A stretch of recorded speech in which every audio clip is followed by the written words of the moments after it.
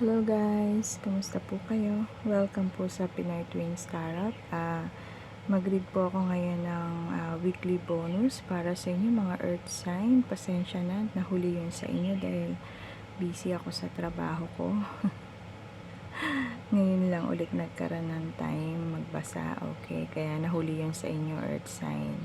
Okay, Virgo, Taurus, Capricorn. This is my weekly bonus reading para sa inyo mga earth sign. Gagamit po ako ng tarot card and oracle cards para sa reading ko sa inyo today. I hope na mag-resonate sa inyo yung reading, ano? So, this is a general reading, so hindi lahat ng energy makukuha natin, okay? So, kung ano lang po yung mag-resonate, yun lang po yung kunin natin, guys, okay? And, paalala ko lang po, guys, na magkakaroon ako ng past, present, and future reading. Baka interesado kayo sa ganong reading. Make sure na nakasubscribe na kayo sa channel na to para ma-notify po kayo pagka nag-start na ako sa ganong reading. Okay? Past, present, and future reading. Okay? Guys, so mag-start na po tayo. Magpupulang po ako ng oracle cards. And then magre-read na tayo ng cards para sa inyo, guys. Okay? So, yun lang po. Maraming salamat. Pag nagustuhan niyo po ito, paki-like na lang po and share, okay? Ma-appreciate ko po yun ng malaki. Ng bonggang-bongga. Thank you, guys. Okay. Okay. Meron tayong card na very soon. Clearly decide what you want so that it comes to you now. Okay, guys? Decide ka na raw. Para ma-receive mo na yung anong gusto mo. Okay. Kuha tayo ng message ng spirit guides niyo. Okay. Para sa inyo mga earth signs. Okay. Okay. First card is the end of top cycle approaches. Okay, so matatapos na kung ano man yung mga mahirap na nangyayari sa inyo. Okay, full moon in Capricorn. Okay, kunin na natin to kasi bumukas. Okay, sabi dito, luck is in your side. New moon in Sagittarius. Okay, and last one, message from your spirit para kay earth sign is don't let pride get in your way. Okay, full moon in Leo. Okay, so start na tayo ng reading para sa inyo mga earth sign. May Virgo, Taurus, Capricorn, Sun, Moon, Venus, and Rising. Please give me a message for my earth sign, Virgo, Taurus, and Capricorn. Sun, Moon, Venus, and Rising. Please give me a message for my Virgo, Taurus, and Capricorn. Sun, Moon, Venus, and Rising. Please give me a message for my Virgo, Taurus, and Capricorn. Okay, mag-pull na tayo ng cards. Okay. First card is King of Pentacles. Okay. Second card is Four of Swords. Okay. Four of Swords. Next is the Emperor. Okay. Major Arcana. And Death. Okay. Major Arcana. And Two of Swords. Okay. Ayan yung cards nyo, mga earth sign. Okay. Bottom of the deck natin is 10 of Wands. Okay. 10 of Wands po. This card po, ang ibig sabihin ay burden. Okay. Hard work. Okay. Heaviness. Okay. responsibilities, okay, stress, okay, accomplishments, okay. Some of you ay nakakaranas ng heaviness sa buhay, ano, dahil siguro sa maraming responsibilidad, okay, sa buhay, and feeling nai-stress na sila, okay. Some of you ay feeling stress na, okay, but some of you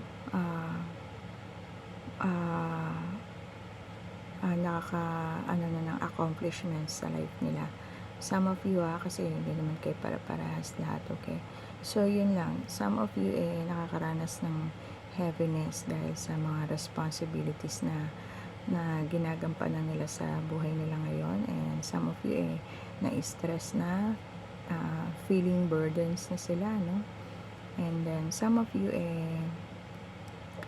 naka-accomplish na ng mga gusto nilang gawin sa buhay nila, okay. So yun yung card na to, guys. So we have King of Pentacles, okay. King of Pentacles po is very ma-impluwensyang tao, no, very authoritative, okay. Yung pag gumawa siya ng batas niya very powerful, okay, and madisiplinang tao, okay. Fatherly figure, maganda siya maging padre de pamilya, okay. So kung ang person mo babae, maganda siyang maging mother ng family mo, okay. Kasi madisiplina siya, okay, and matatag, okay. And this card, King of Pentacles, is ano rin po to, abundance, okay. So siguro some of you maganda naman yung pamumuhay, ano, sa ngayon, okay. Siguro maganda naman ang pamumuhay ng iba sa inyo, mga earth sign, okay. So hindi naman kasi kayo para-paras lahat, diba? So so yun lang po yung cards na yan, guys, ano. And then we have Four of Swords. Four of Swords po, ang ibig sabihin po niyan some of you nagre-rest, okay. Recovery, maybe galing sa pagkakasakit, okay. So kaya nagpapahinga si rabbit. Some of you nasa recovery period, siguro yung iba in pain, baka na broken heart, or yung iba naman recovery sa pagkakasakit, okay. And some of you gusto lang yung katahimikan, ganun naman talaga pagka tayo nagpapagaling, diba? Gusto lang natin yung parang solitude ba, yung tahimik lang, okay. And then para ma-relax tayo, okay. So this card is para po sa ganon, recovery, okay. Or some of you nag-iisip, okay. Iniisip yung mga pangyayari sa kanyang buhay, okay. Right, so next card po natin is the Emperor, okay. Ang Emperor po is some of you mga earth sign, some of you, you're dealing sa Aries and Scorpio, okay. Some of you, mga person nyo is Aries or Scorpio, okay. Emperor is very masculine type of people, okay. Bossing ang dating niya, no, and very powerful, okay. So parang parehas din itong King of Pentacles, ganun din yung ugali niya, parang madisiplina rin siya, okay.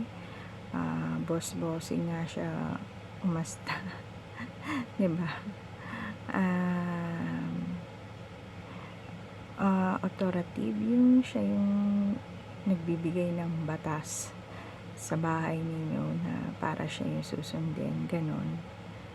Very authoritative na klase ng tao, okay. And then this person is very successful po, no? The Emperor is very successful. some of you, mga earth sign, I think, mga successful naman na kayo sa life. Yung iba, mga naka-accomplish na ng kanilang mga gustong gawin sa buhay, okay? So, next card po natin is Major Arcana rin, okay? So, this card po is Death, okay? So, some of you, okay, Aries, Scorpio sign pa rin ito yung nakikita kong zodiac, no?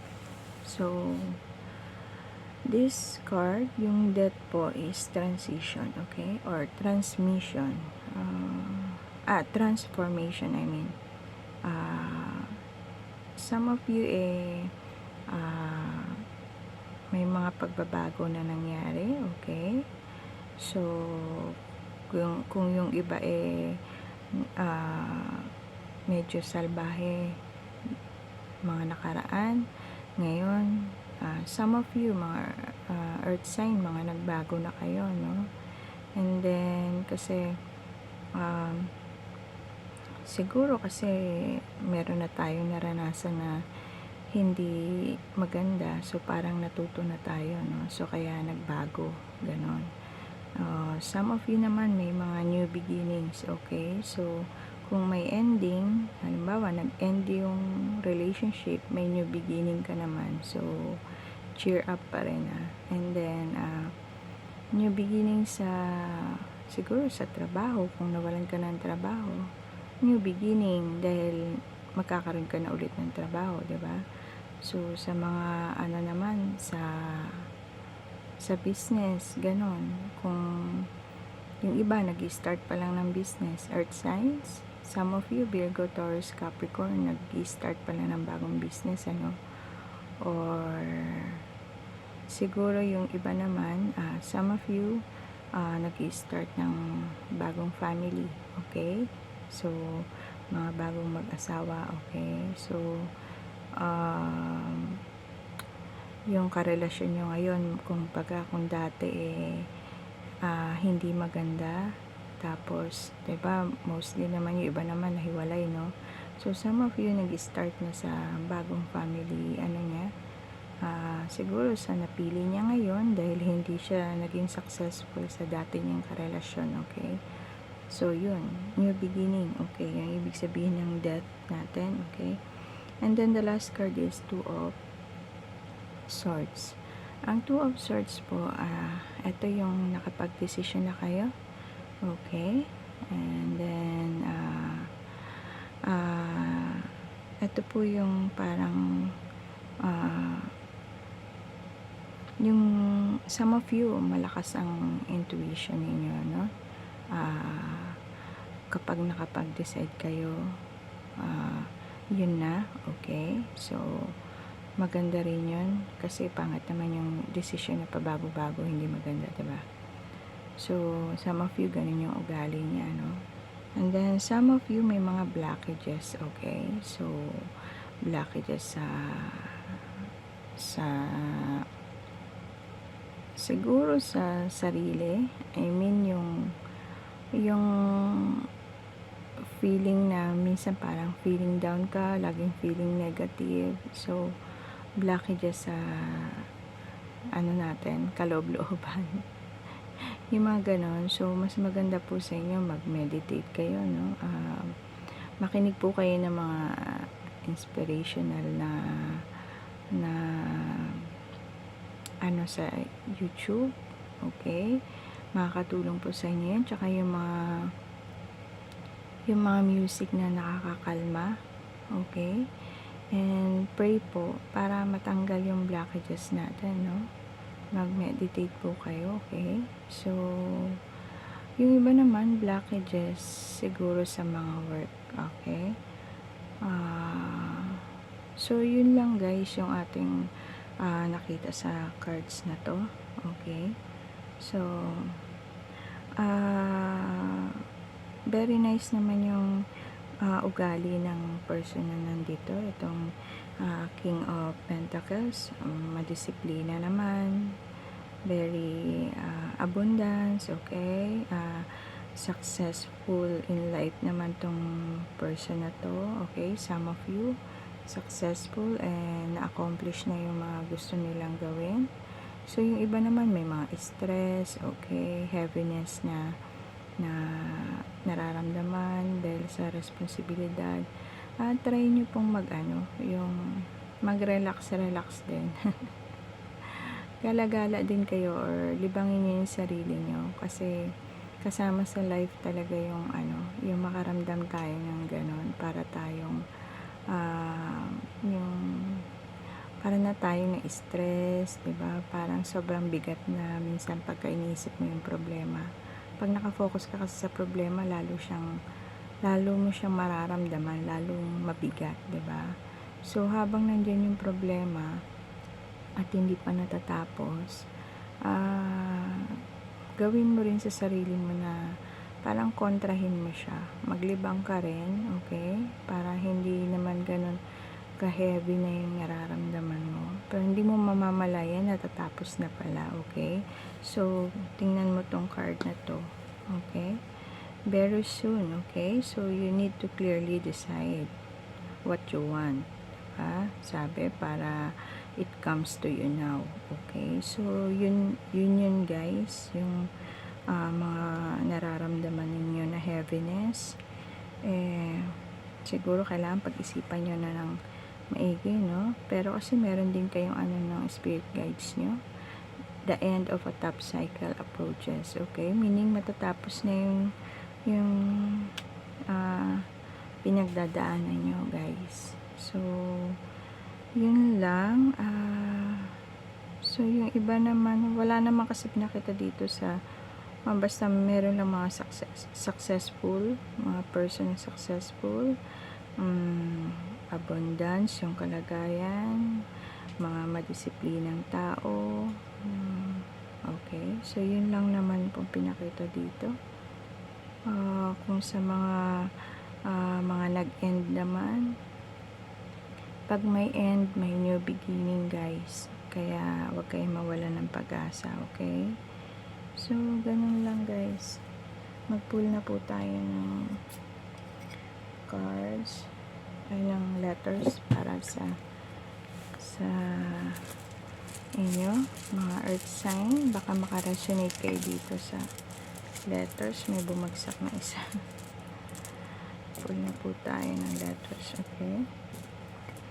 We have letter Q, letter G, letter C, number 10, number 14, letter N, and number 3. So guys, baka significant sa inyo yan, okay? Yung letters, baka dyan nag-start yung mga person nyo, and the numbers, baka importante sa inyo yung numbers, birthday, anniversary, okay guys? So yun lang yung ating weekly bonus, guys. So see you on my next week para sa aking weekly bonus sa inyo, mga earth sign. Anyways guys, meron naman ako sa inyong reading na bawat zodiac meron naman po akong reading. Check nyo lang po yung channel ng Pinoy Twins Tarot, okay? And then madadagdagan tayo ng past, present, future na reading. So maganda yan kasi yung future na hindi natin alam kahit papano masisilip natin sa cards kung anong mangyayari sa future. Okay, so abangan nyo yun, guys. So, yun lang po, guys. Maraming salamat. So, see you next reading, guys. Yun po, dasal po kayo and maglibang-libang kayo para yung heaviness na nararamdaman nyo kumbaga matimbang ba para hindi kumbaga gumaan ng konti yung pakiramdam nyo. And yun guys, dasal po tayo guys, okay? Kasi see, mag-e-end naman na daw po yung top cycle na nangyayari sa inyo, okay? So positive lang guys, okay? Matatapos din po yan. Okay guys, see you next reading. Bye. Blessed be.